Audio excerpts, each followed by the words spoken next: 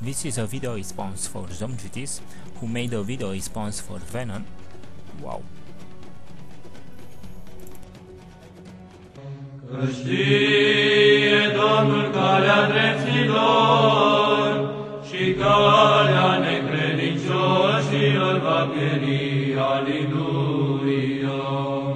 Hey there, this is a reply to VenomFangX. Yeah, I know.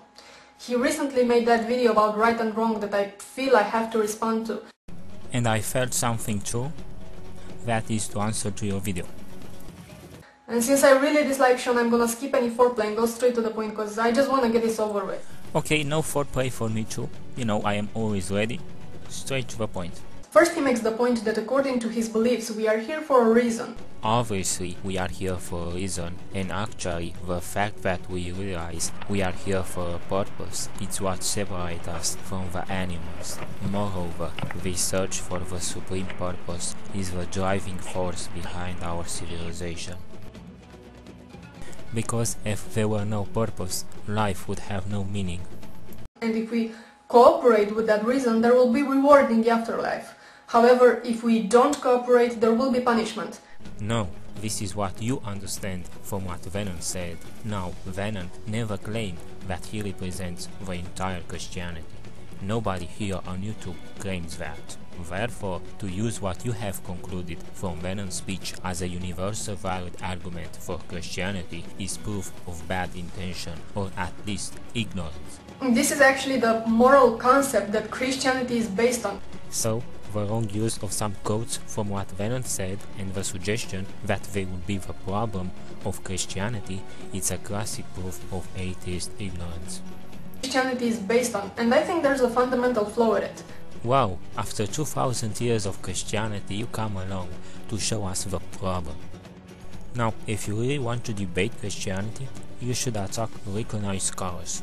Or, if you want to attack Venom, you should send him a message, ask him if he really wanted to say what you think he wanted, and if he so, attack Venom, and not me, or your friends, or your parents, or your husband. Christianity is based on. What your goal is here to misinterpret what a young Christian said, a young Christian who recognizes that his personal opinion are not the universal vision of Christianity, and with this to attack all Christians.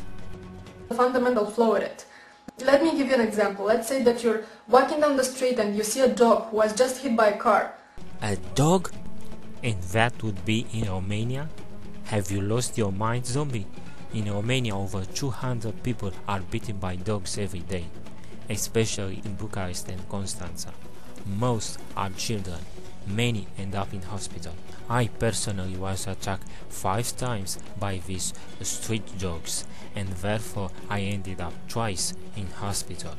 Now I have bought a device with ultrasounds to defend myself from the street dogs. Would you help that dog? Here we see an example of atheist morality. Those dogs attack children every day, and they have even killed several people so far. And yet our government cannot do anything.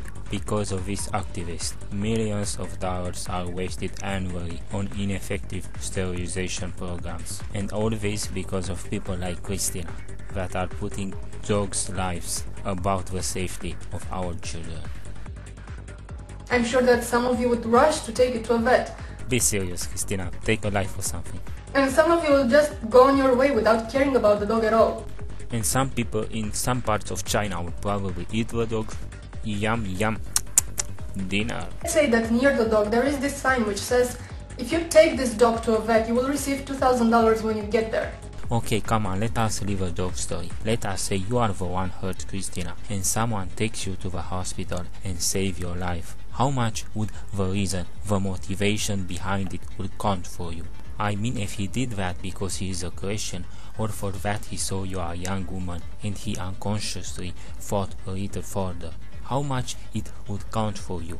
How much would it matter if after that he would ask for your phone number, or he would say, God bless you? This changes things a bit, no?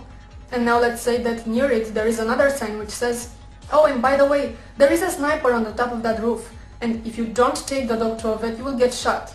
This changes things a lot. But now, according to Christian morality, who is the better person? The one who took the dog to a vet out of kindness because they genuinely cared about it? Or the one who took the dog to a vet because they wanted $2,000 and were afraid of getting shot? This is another example how atheists promote hate and discrimination. I mean, if a Christian would ever save your life, you should hate them even more.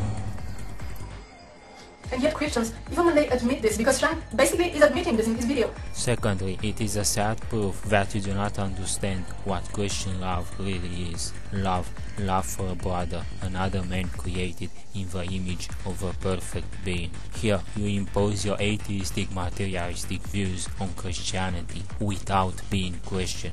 In reality, you are a bad person for implying that for all good works that Christians do, they are waiting for a reward. Or the one who took the dog to a vet because they wanted $2,000 and were afraid of getting shot. And still they feel morally superior. Moreover, most atheists will show that even some animals are capable of empathy. But here Cristina promotes the idea that from all religions in the world, only Christians are not. And for that, she is a bad person. And still they feel morally superior. Also, Cristina maintains that for a moment in her life she was Christian. This means that all she did good in that period, she did it with the intention to get something back. And this is how she knows all this. And for this, she is a bad person. They feel morally superior, and they worship the God who has such moral standards. Now she implies that what she understood from the speech of Sean represents the morality of the Most High.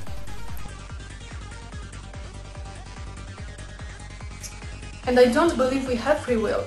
I believe that our desires and drives and decisions all have causes. They are not free coming out of nowhere. So that means your atheism and aggression towards Christianity, I mean your hate for all Christians, has a cause? All have causes. All have causes. All have causes. All have causes. All have causes. Someone did something wrong to you, Cristina? And now you hate me too? So in this case, why punish people? Why put people in jail for rape and murder if their actions were just the result of a chain of causes and effects they could not control? Now Cristina offers an argument for Christianity.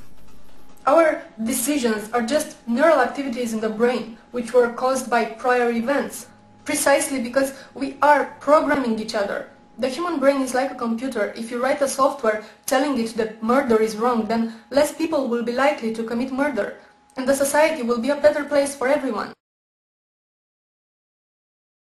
Which brings us to the source of morality. Sean says that should be God, and I disagree. The problem is, if the source of morality is the law, then the law varies from country to country, by the continent, by the historical period, and even by the social status.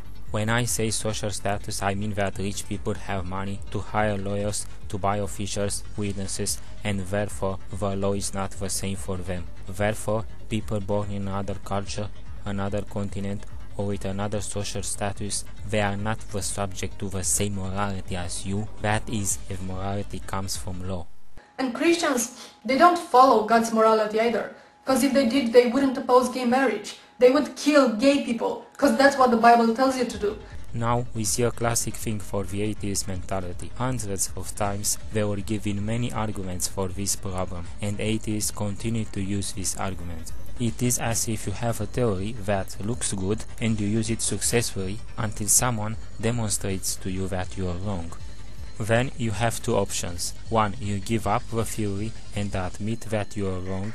2. You continue to preach the same theory in the hope that you will find people that do not know it's fake. They would kill gay people, because that's what the Bible tells you to do.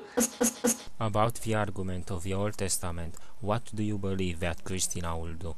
I personally have demonstrated to Cristina in the past that Christians are not under that law, and she understands it. So? 1. Cristina will recognize her mistake, and will not use this argument again. 2. She will continue with the argument in the hope that she will find confused Christians that have not read the Bible, or people who do not know Christianity, and then she will present them with a wrong picture about Christianity. So, what Cristina will do? Well, it says in the Bible that Christians are not under that law anymore. How about the 10 Commandments? All this and more in my next video.